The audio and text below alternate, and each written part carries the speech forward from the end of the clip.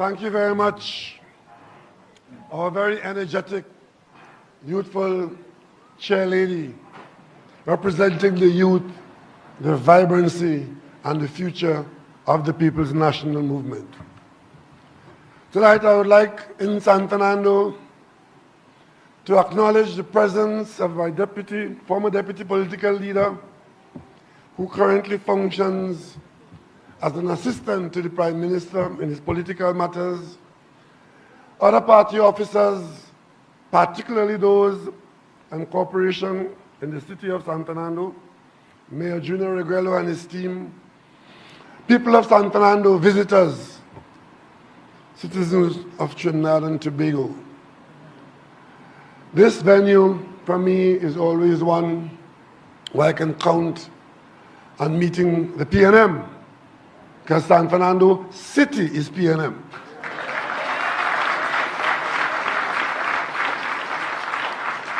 I heard a certain inebriation saying that they're going to win the borough. Give them that. We're going to win the city.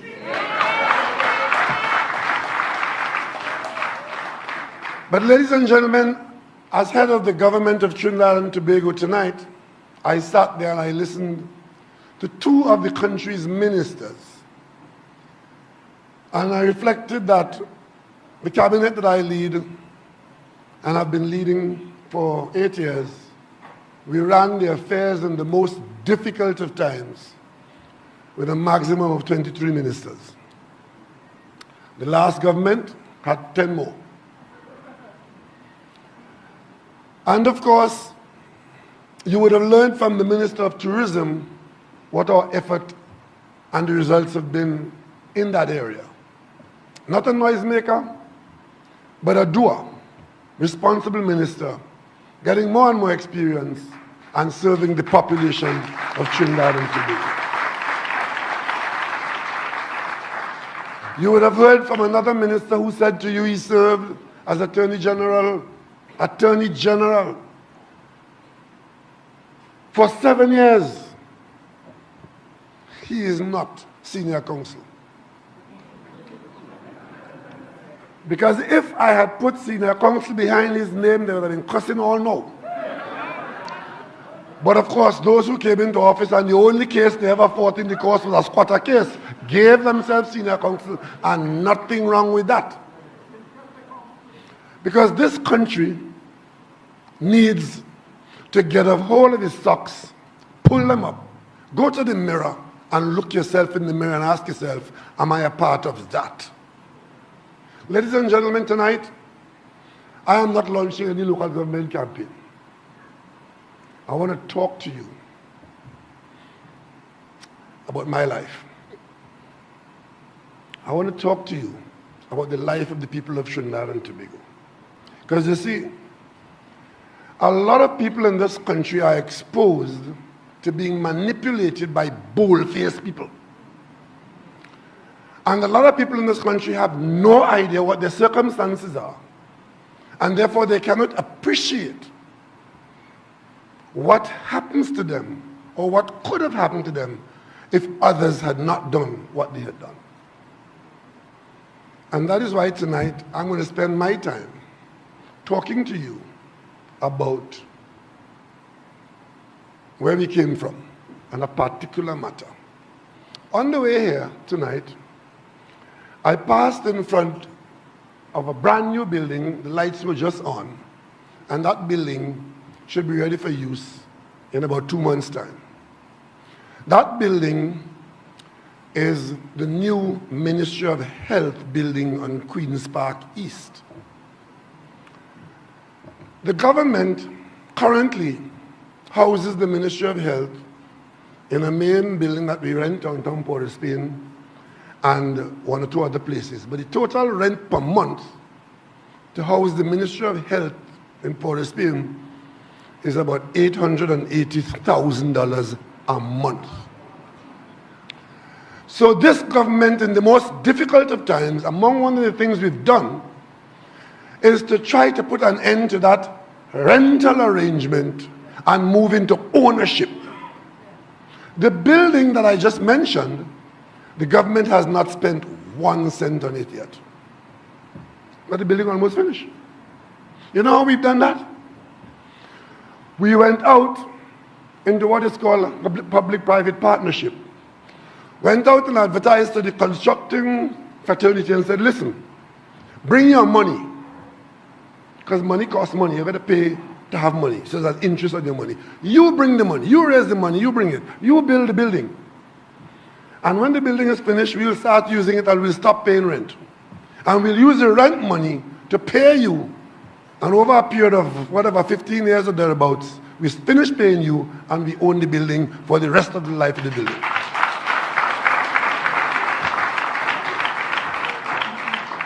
The other day I saw some UNC trolls and drones feeding into the media because a couple of little things had gone wrong here and there in the country. And they were saying, incompetence reigns in this country. You might have seen it. Incompetence reigns in this country. Because a lot of these conversations are meant to upset you, to disturb you, so that you will feel that somehow you are not getting value for money from the people that you elected to run your affairs, and to keep you agitated, to keep you angry, to make you upset, and to think that Trinidad and Tobago is not a real place. They actually say that sometimes too. But what I just told you there, moving from a rental of $880,000 a month to owning a building without putting out 1 cent, that is competence. That is what we have done, and that is the PNM approach. But we didn't invent that method, you know. We didn't invent that method. There was a project called Project Pride. Those of you who are my age and who paid attention, you would have recalled that project, Project Pride. It was led by a fellow called Oswin Moore, from Tobago incidentally. He was headed the Airport Authority. And we were going to build a new terminal building at Piarco under Project Pride. In the same vein that we have just completed that Ministry of Health. Not putting out a cent, having it built by an investor using his money, and after 15 years, the terminal building would have been owned by the government, and the builder would have used his money, and the Airport Authority revenues would have paid for the new building.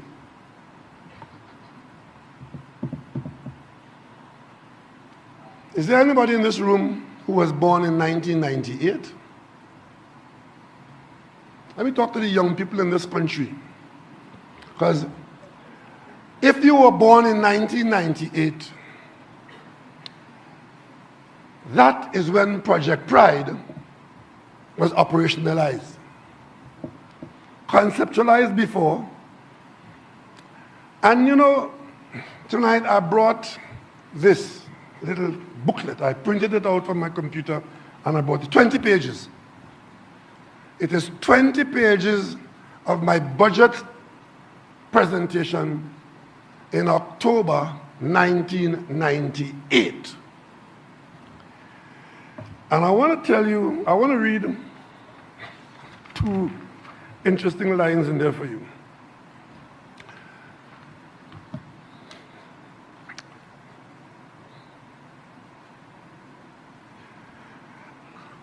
$32 million. That is less than the money he was trying to give Maritime Life.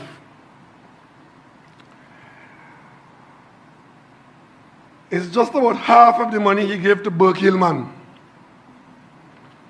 This is 1998. And from his friends at Maritime Life. That money could have paid for 1.5 education revolutions. My friend from Chaguanas talked about the airport. I want to take them back on track on that airport business, when it started.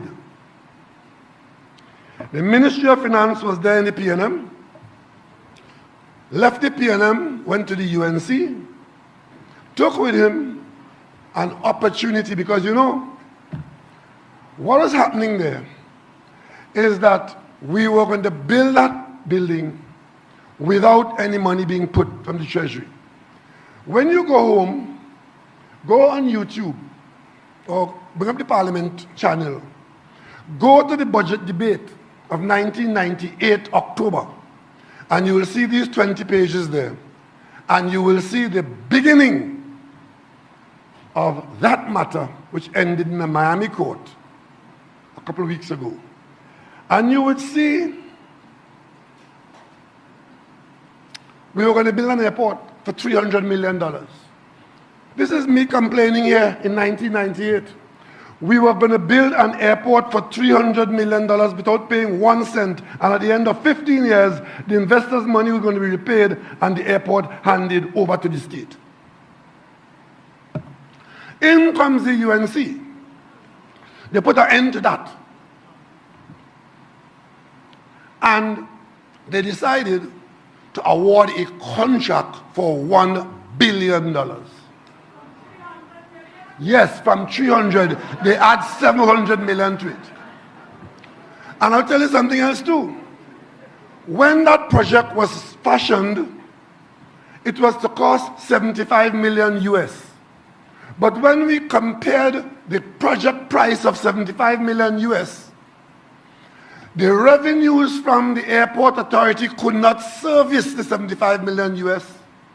So the project was shrunk to 60 million US to make sure that it could have been funded from the revenue of the airport authority.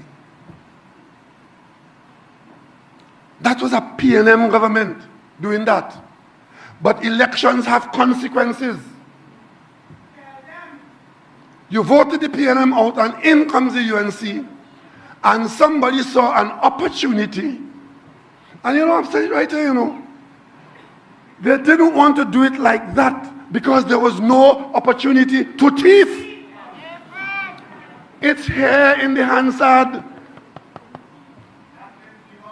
And I said that in the Parliament. They wanted to award a contract. They didn't want a method where no money was passing. They wanted a method to award contract, and in the contract, they will then thief. And they meant thieving $10, $100, $1 million, This project jumped from 300 million to $1 billion, 700 million more than it was conceptualized. And that reminded me, because I keep thinking about these things.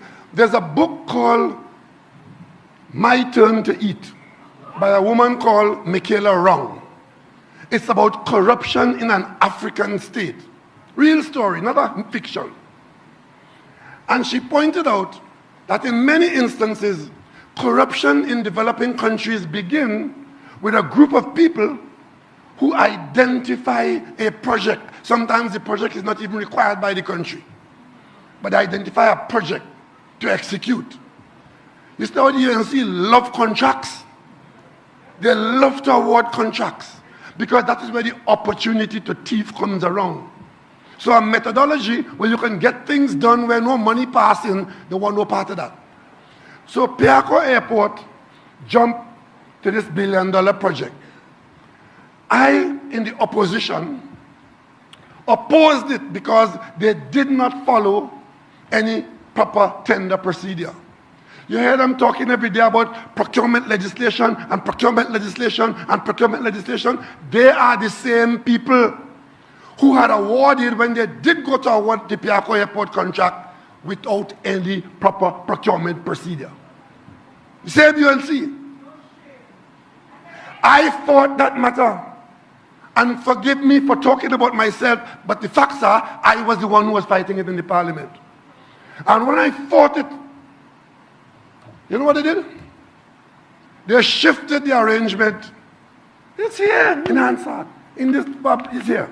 They shifted the award from what they were doing up in Piarco to Nipdek. Did you see in the Mark Bassan story where he published the testimony from the court in Miami, where they talked about who was moving out from chairmanship at Nipdek and who was moving in? It was here in the Hansard of 1998 when I was fighting it in the Parliament. Hansard is a record of Parliament. They shifted the award attempt from the airport to Nipdek. And even there, they had no tender. They handed the contract to these people. $1 billion, $1.2 billion, how much, handed it to them. And in that handing, the arrangements were made that came out in the testimony in Miami that you saw Mark Bassan putting on television the other night. Handed them $1 billion. So they take what they want, give away what they want. And that was the beginning and the execution. But there came a point in the parliamentary debate and the PNM observing the matter, and we said, listen, that contract was awarded in breach of NIPDEC's tender rules. And then they realized that they were caught. Because NIPDEC has specific tender rules. And when we raised the fact that the contract was awarded without following NIPDEC tender rules, you know what the UNC did? They went and they amended NIPDEC tender rules because they did not invite tenders and that they only had one tender. You saw Mr. Burke Hillman and Mr. Gutierrez talking about who house they went in and what happened there and what happened there. They awarded a tender when the tender rules required that if you were over a certain value, I think it's over $1 million, you have to invite tenders. I filed a question in the parliament asking, did they follow NIPDEC tender rules? They had to come and say no, but they couldn't come and say no. So they amended the tender rules, and here what the amendment went. The amendment was that at NIPDEC now, from here on in, all tender equals tenders, and all male equals female. I kid you not, I swear to God. To be able to answer that they follow the tender rules, they amended the tender rules so that where the tender rules said you have to invite tenders, and since you only had one tender, and now you say tenders equals tender, you could say, yes, I follow the tender rules. That is what the UNC did in Trinidad and Tobago.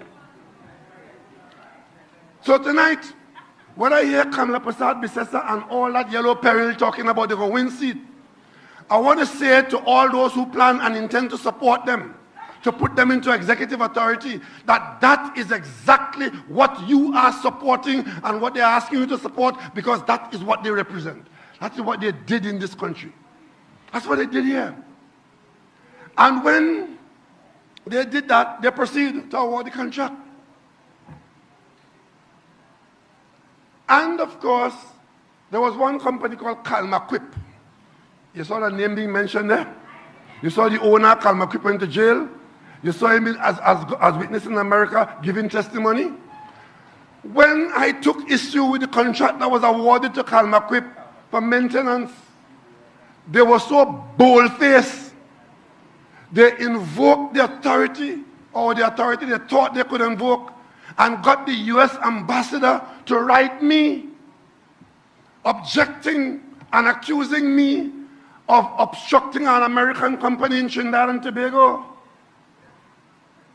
And I replied to him in one line, telling him, in Trinidad and Tobago, we have no problem with American investment. What we have a problem with is corruption.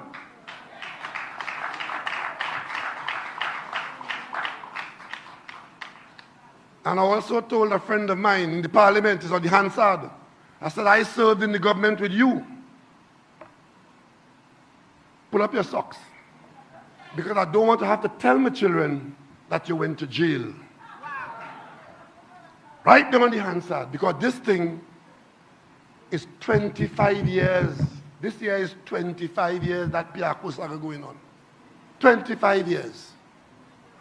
So when it ended the way it ended the other day, or just before it ended, there was an issue with a new Attorney General coming in. There was some complication over his involvement in the case. You saw how excited the UNC was. You saw how excited the leader of the opposition was. You would think that Trinidad and Tobago, if we're in line to lose a case where we have a claim of $1 billion and we're in line to lose it, that we will all be sad that that's happening.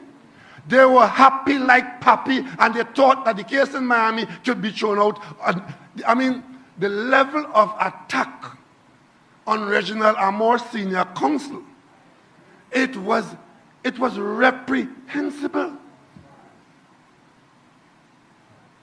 They treated the man as though he had committed the worst crime, as though mistakes are not made in court, as though mistakes are not made in testimony being. And the behavior there was to create the environment. They were setting the tone for lawyers for the criminals in Miami to say to the court in Miami, look, even the politicians and the opposition leader in Trinidad and Tobago is saying that the case should be thrown out. So your MPs were working to create a situation where people in Miami could use their behavior and their statements as their defense and their support in Miami to have the case thrown out. The judge refused to throw out the case. The judge said it will proceed. They made adjustments. SECO law was removed. They said the new Attorney General had worked for one of them in the past. It was removed. Okay, we got another law firm. They had good, probably even got better.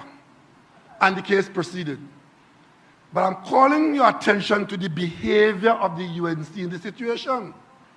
That behavior, we said to you, Faris Al-Rawi is married to a lady whose family owns property in Port of Spain.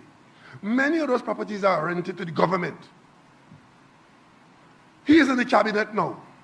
Whenever those rental renewals come up and require cabinet sanction, because he's a member of the family, he does what the law requires him to do, which is to recuse himself. The UNC make recusal in this country a crime. You're doing the right thing.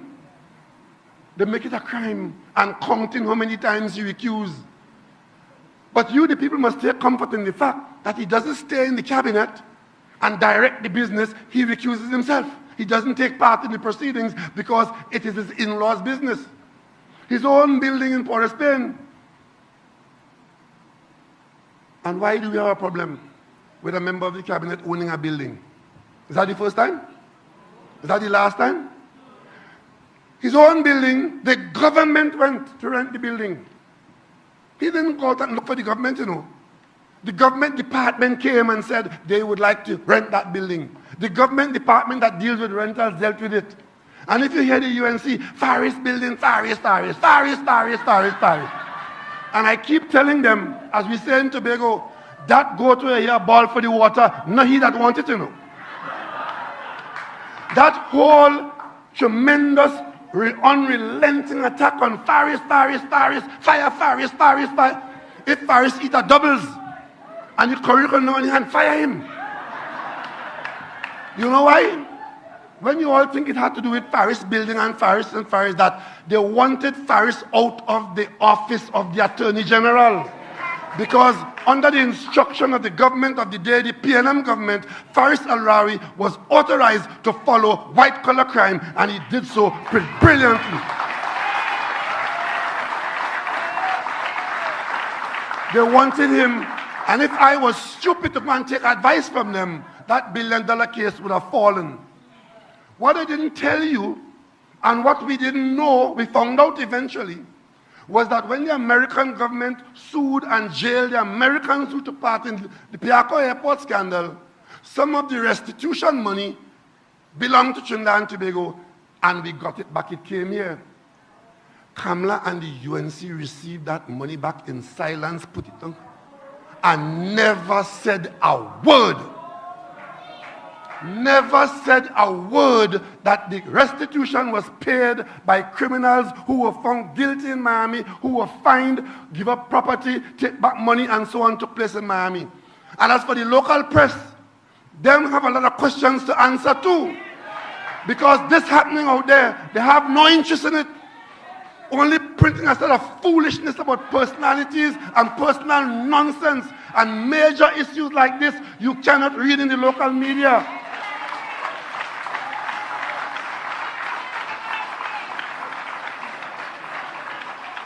So they were on my case on a daily basis. If Faris got $1 for every time Kamala Prasad Bisesa called his name, he would be a billionaire. And all of that was to try to influence the government into weakening itself by removing Faris. I kept him there for 7 years, and at the end of 7 years, mission accomplished.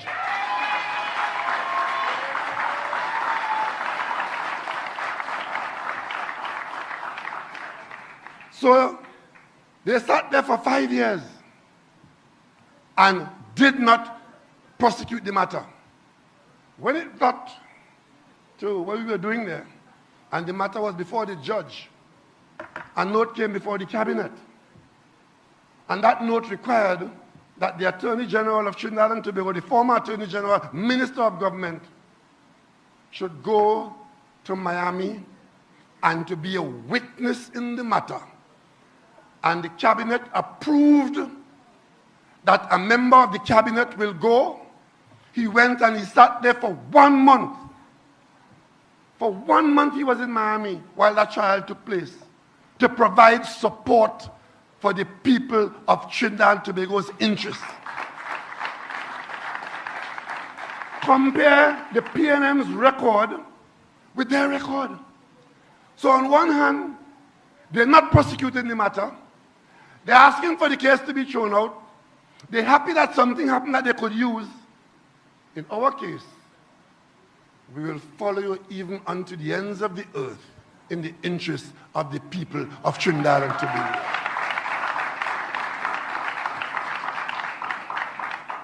So, something is happening to us. Our standards are falling. And I want to find out on what basis the UNC is so gung-ho that they're going to win San Fernando. Is it that San Fernando people are totally unaware and will support what I've just outlined to you? So what is the basis that they're saying they're going to win San Fernando? That they carry on personal attacks consistently. They badmouth the country consistently. They obstruct everything in the parliament consistently. They have not put one positive proposal anywhere in the parliament. And of course, let me point out to you what's happening to us. You look at the world news, right? You will see one particular prime minister in a particular country in Europe, in the Middle East actually, just in the western part of the Middle East. You will see a country there where a prime minister is on corruption charges. Prime minister on corruption charges. You know how he's dealing with that? He dealing with that by changing the law to give the government power over the judges. Did you see the hundreds of thousands of people marching in Tel Aviv to prevent the prime minister from doing that? The prime minister of Israel? He on a corruption charge. But he is using his politics to introduce to the country that the government must be superior to the court. The Israeli people fought that down. A few years ago, I went to India. I was there for a budget debate. I went to the parliament with our High Commissioner. And as I sat there with him, he was pointing out to me a number of people in the parliament, parliamentarians, who were on criminal charges. One of whom was on a criminal charge for attempted murder. And I said to myself, how in God's name could any people elect a man who is on an attempted murder charge for him to come and sit in the parliament as their representative? Little did I know that I would live to see a man on $1 million bail in the parliament of Trinidad and Tobago leading the opposition in the Senate. Could you imagine that in the House? When they made a case against Eric Williams and Frankie Khan, the minute the police charged them, they were out of the ministry. Out of it. But what they're asking us to do here is to have a new standard. Because the UNC was promising that before, you know. They had a fellow in Mayaro who was chairman of the Mayaro Corporation. He was charged for bribery. They wouldn't move him. Another one in Sandy Grande. He on the tenders committee up there, he got charged for the same thing. They wouldn't. That is what they're offering the country. Yeah? And those are the standards they're setting for you. And telling you that they're sure they're going to win the election. Well, you all go and vote them into office and you'll get more of Piarco Airport. That's all you're going to get. Because they can't put nothing else in front of you. I couldn't tell you often enough about the contract to build the overpass in Curep. That was $530 million. We built it for $219 million.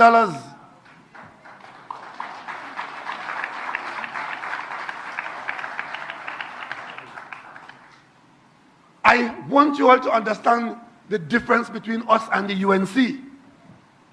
And when you understand that, you cannot say you don't know. You could go out there and vote for them if you wish.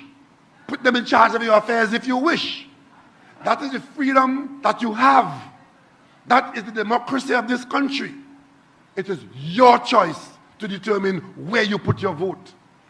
You could tell me that a group of people, and it's the same group of people that's still there, you know. A deputy leader of the UNC was in fact in charge of the Piarco Airport contract at one time, you know. That same Piarco Airport contract there. But of course, some of them are so bold-faced, you would not believe it. But there's a fellow in a Caribbean nation. He was a minister of government. He got charged in America for bribery and fraud. He made 2 years in jail.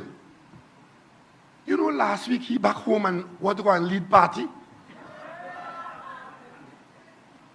Because they believe that, those people believe that that is no big thing. You just come out of jail, you know. 2 years you spend in jail, you come right back and want to jump back in the political arena. That is what the UNC is offering us. That's what they're offering us. And I'm saying no to that. I'm saying no to that. And you should say no to that. There are enough honest people in this country to run it. But if you don't, you're going to end up in a situation like this, where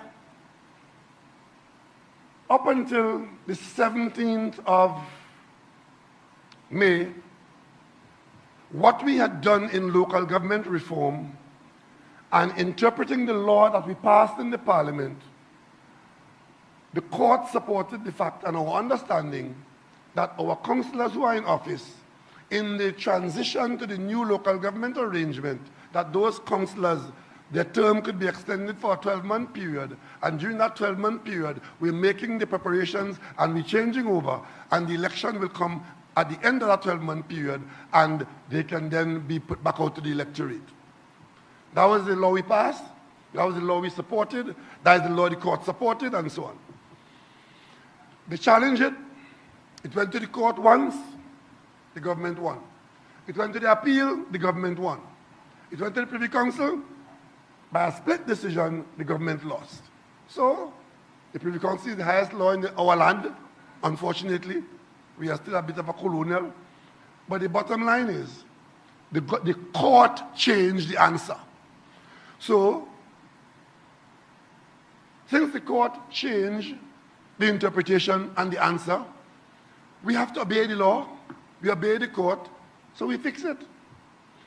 I sat there for a week waiting on legal advice and waiting to intervene to rectify it, and I was appalled at the level of foolishness that took over the country for the week.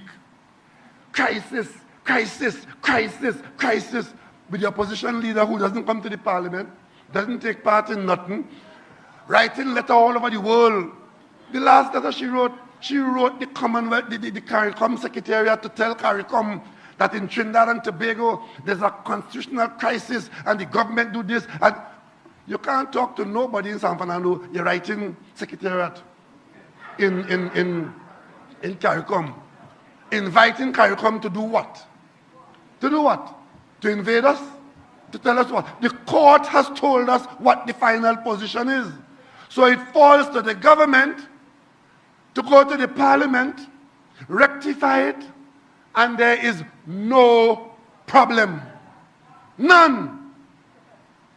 But if you came in as a visitor and you heard the UNC mouthpieces and leadership, you would think this country is in hell. And all it is that an interpretation of who could stay in office for a period of time. The court on its third try has said, no, you can't stay. But every day until the 18th of May, it was properly done, and the court said it's properly done. So, I came to the parliament yesterday, and I said, the government is going to come to the parliament on Monday. We will do that. The government lawyers will draft the law. We've done that. The cabinet will approve it. We did that. And on Monday, God willing, we go to the parliament and we satisfy the law by passing in the parliament what the law requires to allow, one, councillors to be protected from what they have done in the intervening period between December and April. The parliament has the power to do that under law. We're doing that on Monday. And of course, we set the perimeter for the elections. An election cannot be called under 35 days. And the system under the Act, it says 90 days. So we have a 90-day window to call local government election. No less than 35 days. Not a problem. And you have a prime minister in office, sane and sober, who will name the date appropriately.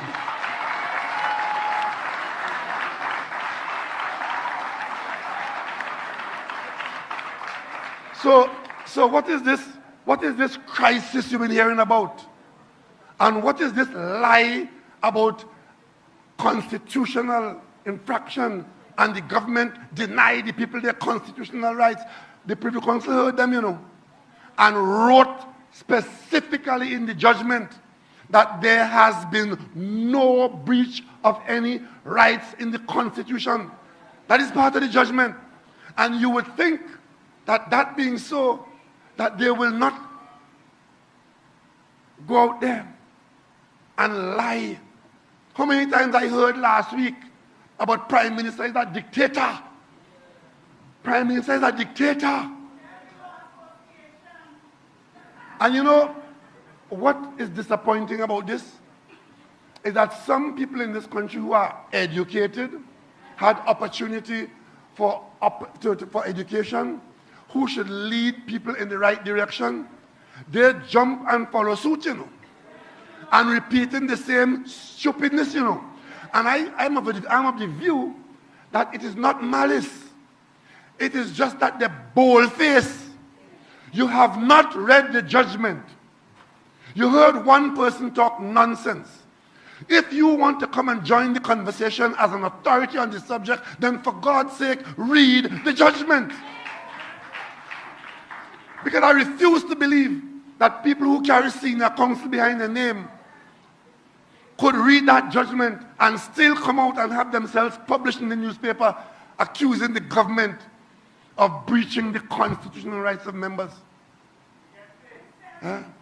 But it's anything, there are some people in this country, anything to make the PNM look bad, they're for that. Anything. There are some people in this country, any party that comes up with a candidate, that party is theirs, not the PNM. The PNM has defeated 60-odd political parties. There are some people in this country who vote for about 40 of those parties. Anything but the PNM, right? Starting with Eric Williams, and of course with me, right? I mean, I have seen people make reference to my skin color as something that disqualifies me from being in this office. And That does not bother me and should not bother you.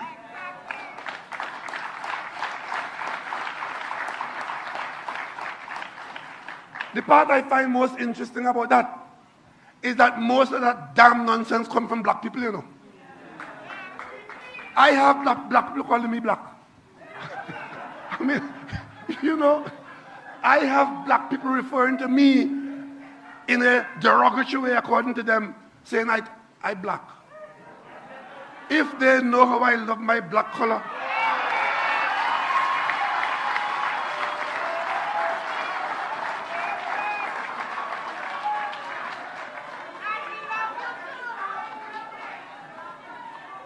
but you see, you saw the fury and the foaming of the mouth and the indignation of the UNC over the Privy Council decision. The Privy Council, the Privy Council, the Privy Council.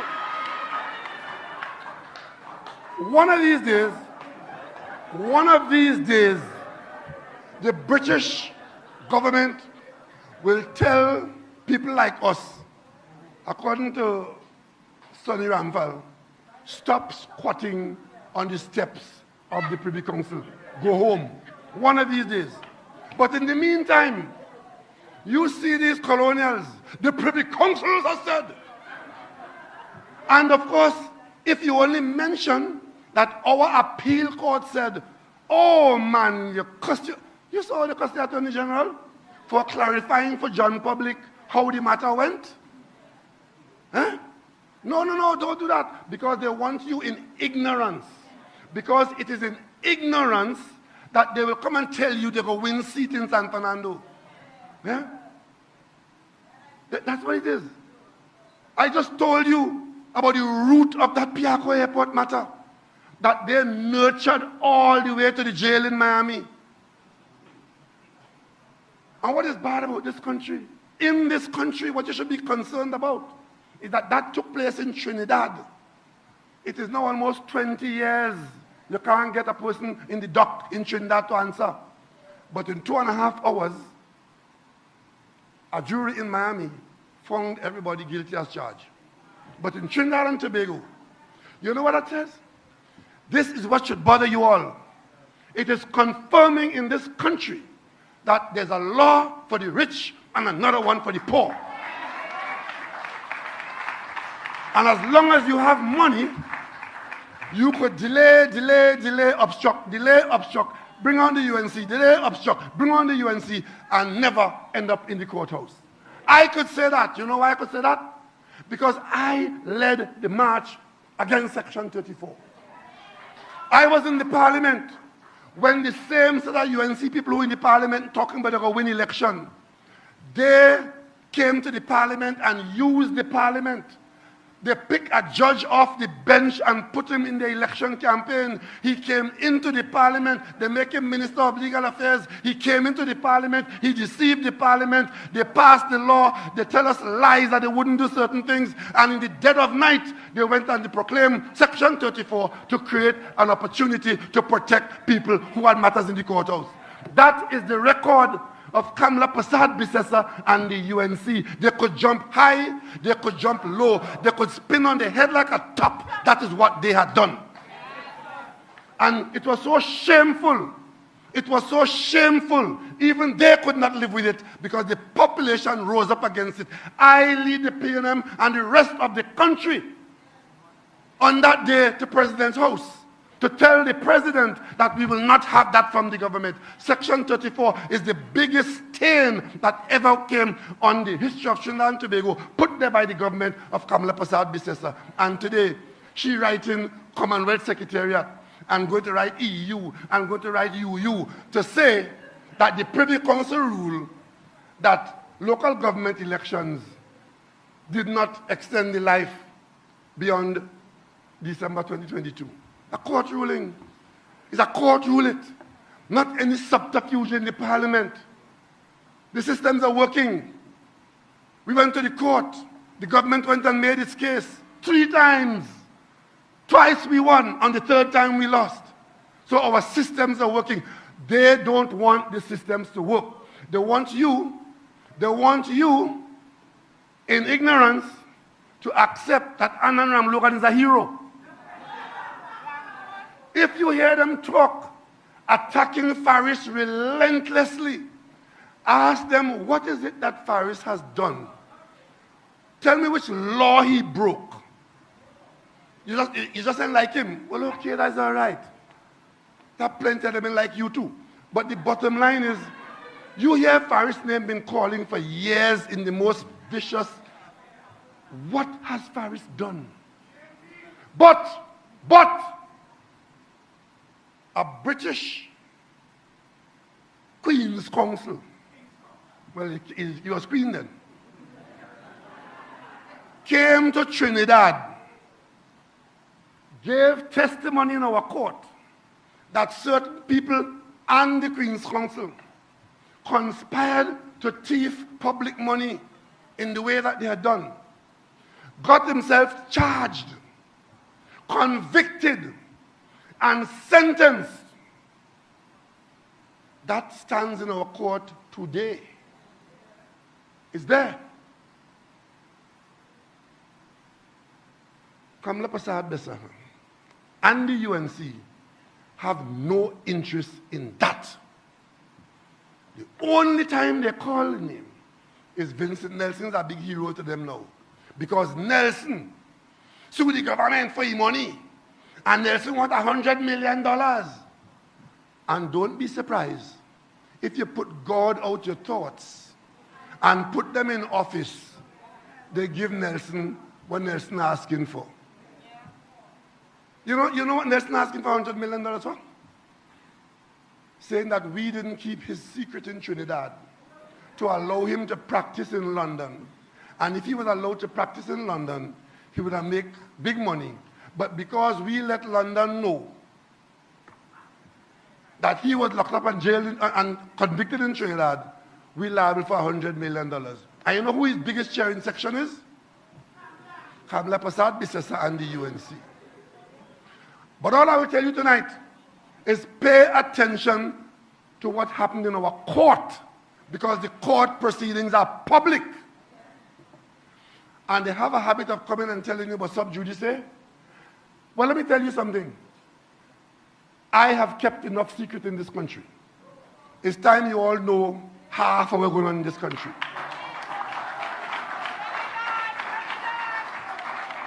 Because it is in your ignorance that you are in gravest danger.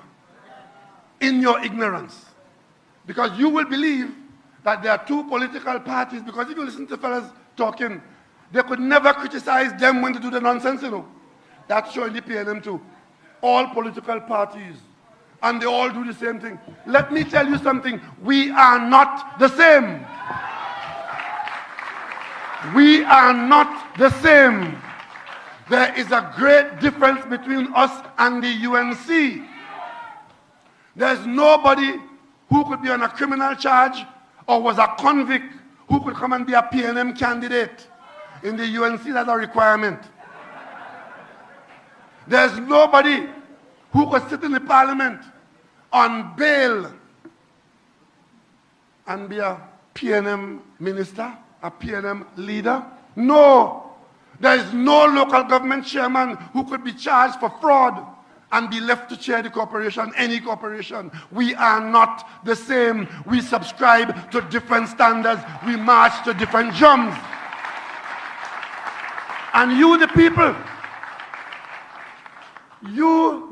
of Trinidad and Tobago, you, the people of San Fernando, it is you who will have to establish and defend those standards. Otherwise, they will take us down a road where very soon you have to be a human trafficker. You have to be... listen.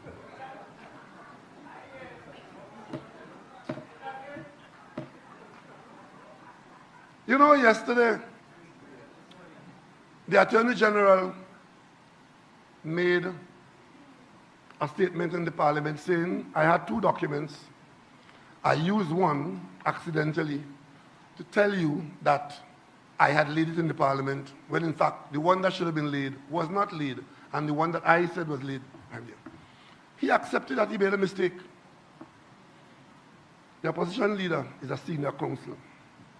The Attorney General is a senior counsel. Both of them belong to the inner bar of our country. And if you hear the opposition leader spitting out venom, you lie, you liar, you lie. If you hear the opposition leader, and I'm saying, when did class die in Trinidad?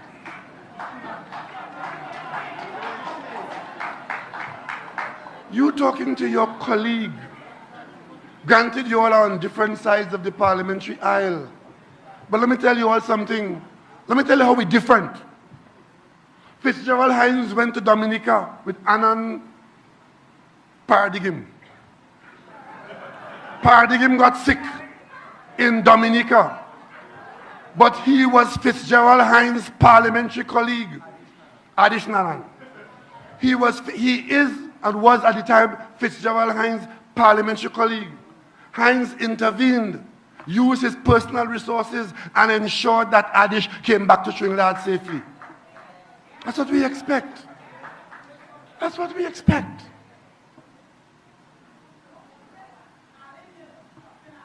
But you know, a kind of nastiness is being propagated across our land by a handful of politicians, believing that by dragging the standard down that low to the bottom of the ground, all of us will limbo below 1 inch.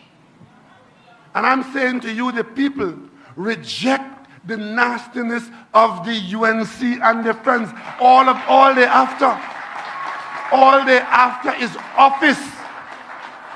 They're coming to tell you, look at how many years this country has worked on local government.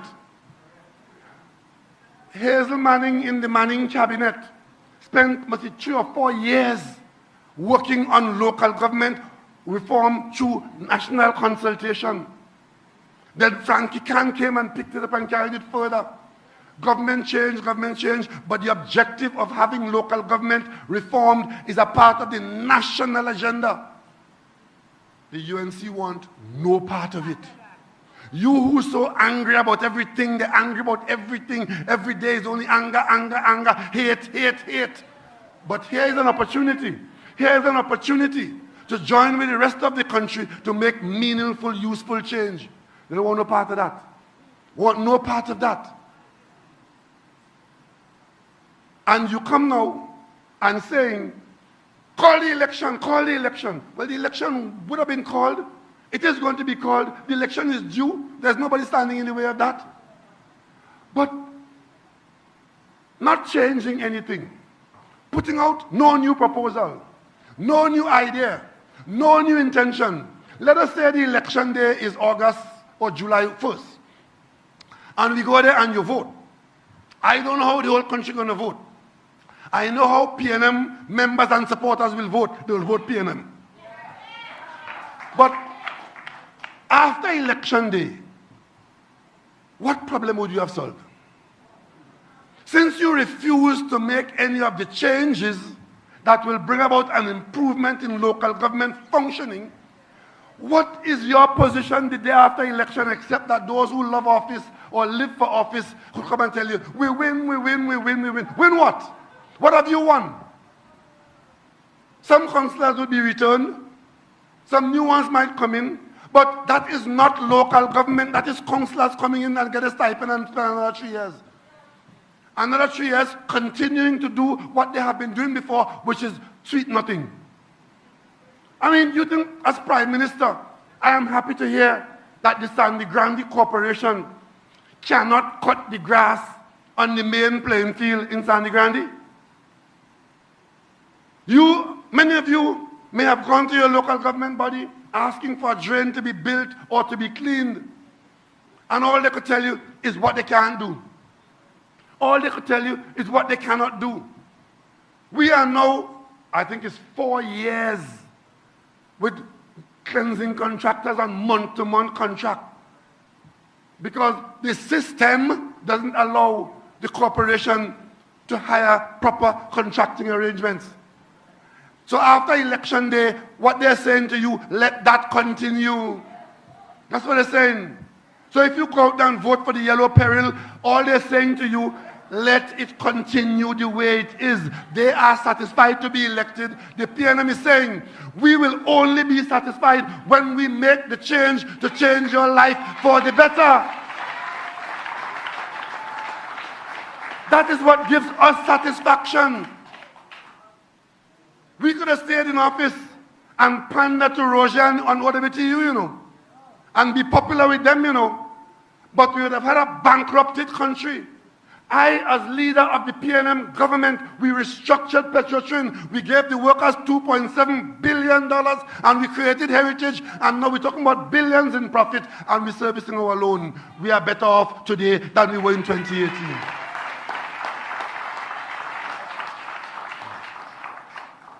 We're in a pandemic. Lives are being lost. In big, wealthy America, with the best universities, the best hospitals in the world, they lost over 1 million lives in a pandemic. They spent, I think it's $3 trillion, and the economy was damaged to the tune of $14 billion US.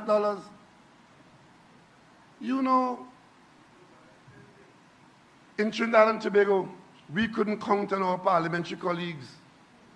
Not one day during a pandemic.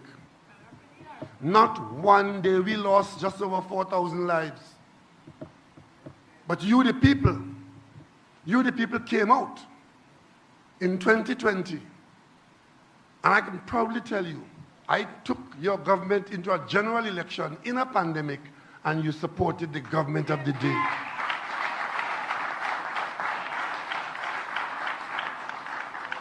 We have very many problems in this country, not the least of which is the crime and criminality that is on us on a daily basis.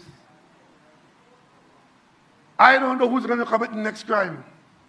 I don't know who will be the next victim, but what I do know is that every time I hear that somebody has been killed, my spirit sinks a bit lower in this country, because every life is valuable.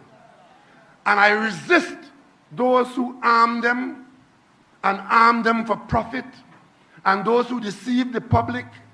And there's a whole long story to tell, and you're going to hear it very soon. But the bottom line is, the law-abiding has to fight as one army against the many armies of the criminals. Take a side. Choose. If you know something, say something to the police. We have 10,000 police officers in the country, 1.4 million people. We cannot police every person. We can't police every house. Usually the police responds after something has happened. Nobody could read your mind that you are the person with the gun in your pocket, and the trip you're making now is to go and kill somebody. And the people who know that most are the ones who are keeping most silent. And I regret to say this. The people who know the criminals the best are the criminals' families. And many of them are running interference for those criminals. But the bottom line is, the country has a task. Officers have a task to protect and to serve. And the cabinet has a responsibility. And the minister has a responsibility. And shouting at me every day, fire Stewart, fire Stewart, fire Faris, fire Faris, fire Hines, fire Hines. That is not a program. Understand? Not a program. A program is that you analyze the problem, you identify a new course, or you convince yourself to stay the course, you provide resources, you get stronger, and then you get success. We are fighting the criminal element. We are relentless in treating with the criminal element. We trust the judiciary to understand that. We trust the teachers to understand that, the parents to understand that, the police to understand that. We are all in this together. All in this together. And those who can only prosper by division, they're on a frolic of their own. And we have them. There are people in this country who don't have a good word to say about nothing in this country on any day. As far as they're concerned, this country is a hellhole. But I could tell you, there are people outside of Trinidad and Tobago who can't get here soon enough. You understand? I'm asking you to be proud of your country. Yes, we have problems. I'm asking you to do the job you're being paid to do. Yes, we have problems. I'm asking you to be your brother's keeper. Yes, we have problems. I'm asking you to feel that your children have a brighter future than you in Trinidad and Tobago. Yes, we have a future.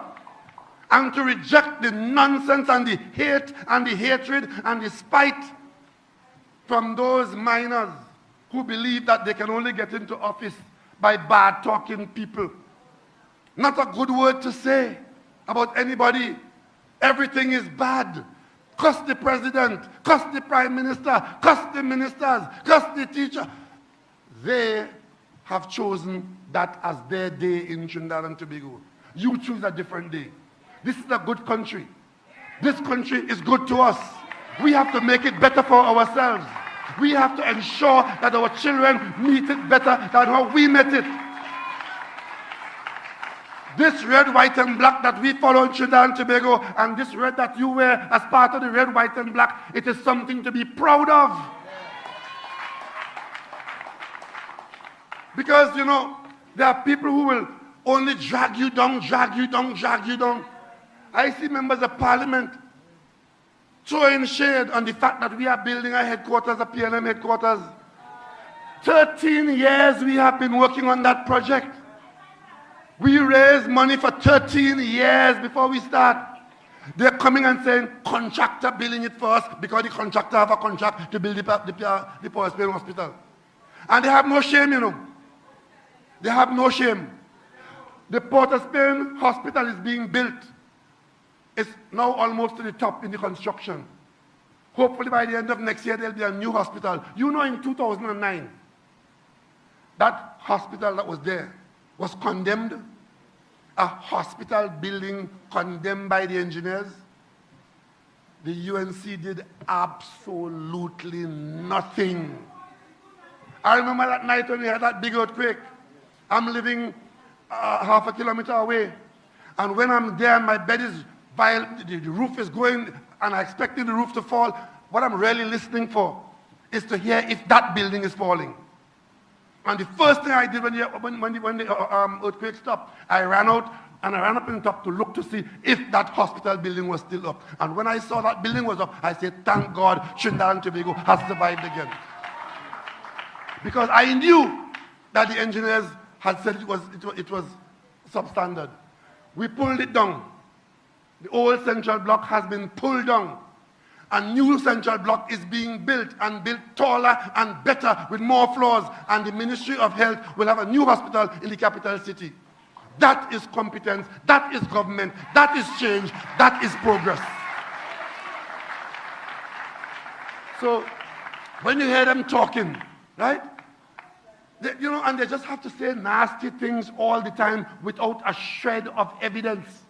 Where did Rodney Charles get it from to be saying that contractor is building Balize House? You know how many weekends Fitzgerald Hayes and I spend hours outside Price Mart, outside Hilo in West Moorings, coercing people to buy tickets. You know, somebody sent me a Valmont Jones ticket this week. You know about Valmont Jones? We raffled 15 cars. 15 cars we raffled. The first of the money, the way we did it, as we got an agreement from the car supplier, they allowed us to put the cars up. The cars are not going to be required until the raffle is over. So we selling tickets to pay for the cars. Because if the tickets don't sell, you got to pay for the car. So we out there making sure we raise enough money to pay for the cars. And all the rest of the money goes into the project. We had 2 very successful raffles. Many of you here took part in it because all the constituencies took part in it. And I have to hear Rodney Charles now come and tell me that contractor building Balize House. Eh? And these lies have a way of taking root in this country. I have personally been the subject of people telling lies. And then when the lies die, they come back after and they resurrect it. Their own lies, you know. Right? But I'm saying to you, this nastiness must stop in this country. If the UNC wants office in this country, they must first come and tell you how their coming into office will benefit you. That's what political parties do. What are your policies? What are your programs? What is your track record? What is the prospect of you succeeding at what you're saying you're going to do? That is how politics ought to go. But all this thing about every day is Stuart, Rowley. You know, I will tell you something. Let me tell you the level of hatred. I sat in front of 3 international examiners in Barbados after 4 years of research. At the end of that, it's called a PhD exam. At the end of that, in 1978, they authorized me and gave me a doctorate. You ever hear Kamala Prasad Bisasa call me Dr. Rowley? No. Why?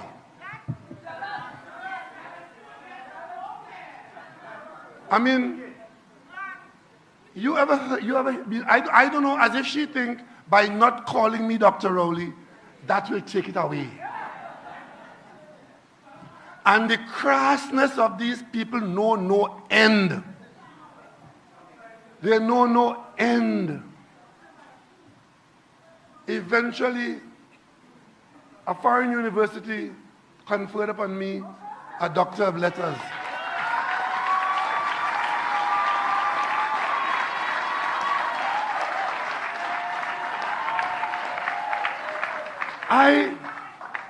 I was appalled that there were people in this country who are supposed to be in the country's leadership who could find it necessary to so shame the country by trying to tell people abroad that the people abroad who gave me that acknowledgement, they acted improperly, corruptly, or with fraud, in cahoots with me to give me a doctorate. I am Dr. Rowley since 1978.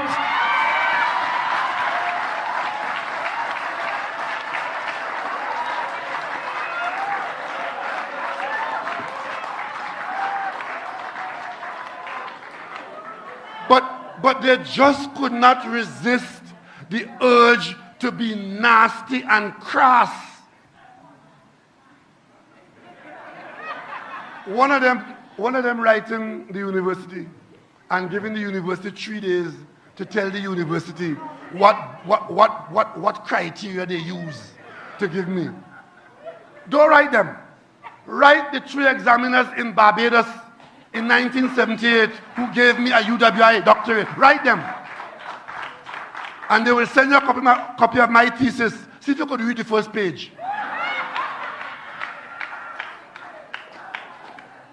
But I ask you to ignore all of that. Focus on the beauty of our country. Focus on the fact that we are the inheritors of one of the best places on earth.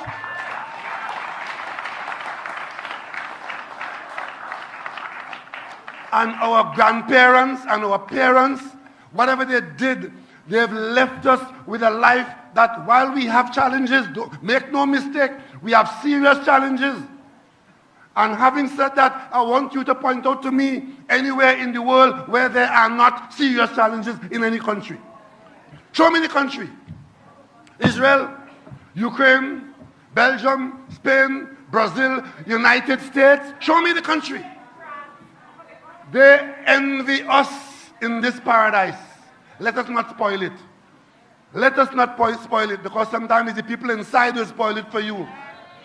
As the African proverb says, is house cat. Just go outside and show got a rat when master hide the cheese.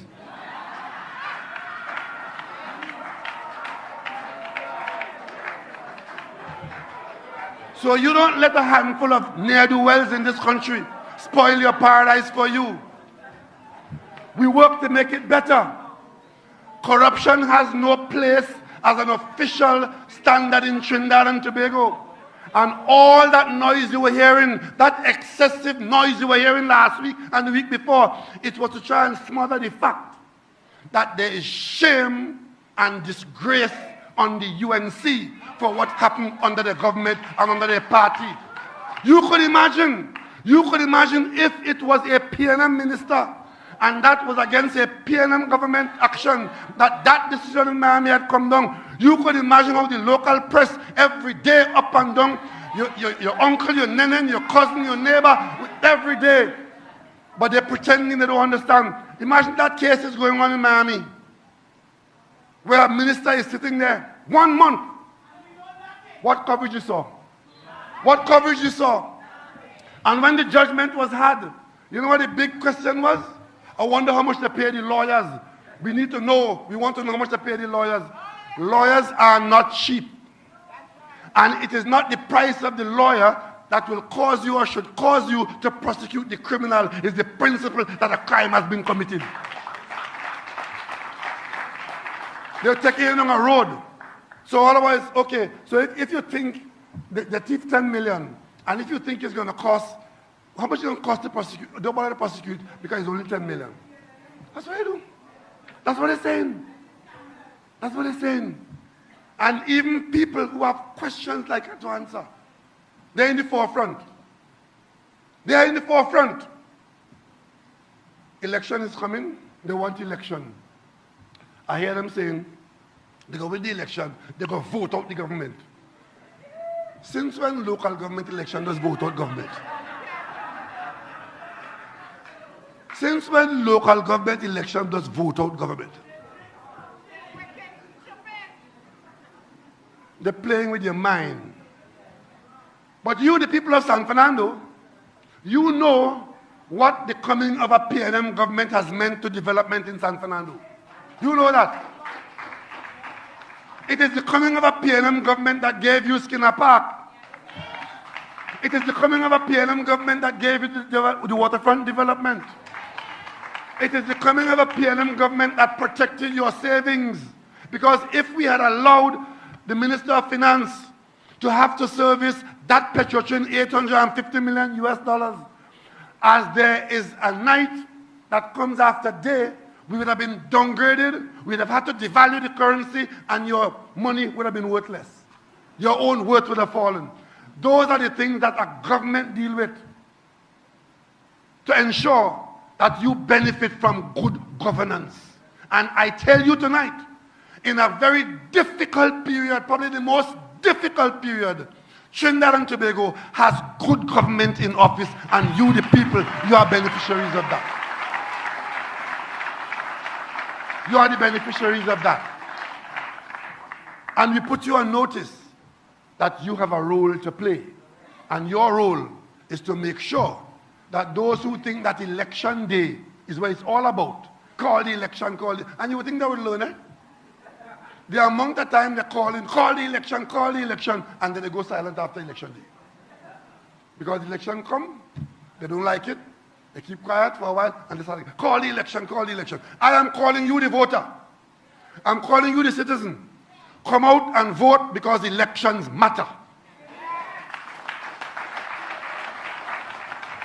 Because if you didn't vote them into office, they would never have had the opportunity to convert the Piarco Project Pride at $300 million into $1 billion and thief $700 million of it. Yeah? And today, 20 years later, in a court of law abroad, the rule is pay back to the people of Trinidad and Tobago. And as far as they're concerned, no big thing. Par for the course. I say that has been a disaster for this country, and they're promising you more of it. So tonight, I'm glad you came out. I'm glad you're going to stay out, and you stay out until victory is ours. Ladies and gentlemen, we are the PNM. We are Trinidad and Tobago. And wherever we are conscious of our responsibility. And that responsibility is to protect your interests. And then you say, great is the PNM. Great is the PNM. Great is the PNM. And we shall prevail. Even though the road is long, no matter what come, I know I'm gonna make it. Yes, I'm gonna make it. Even though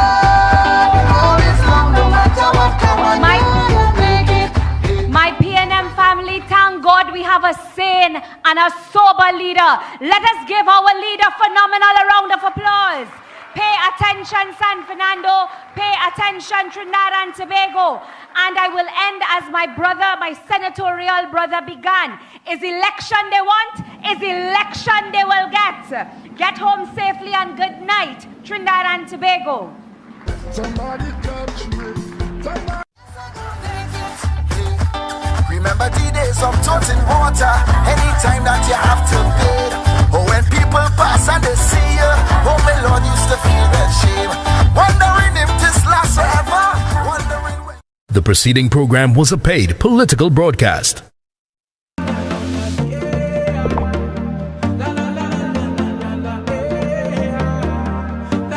This is TTT. Live for local.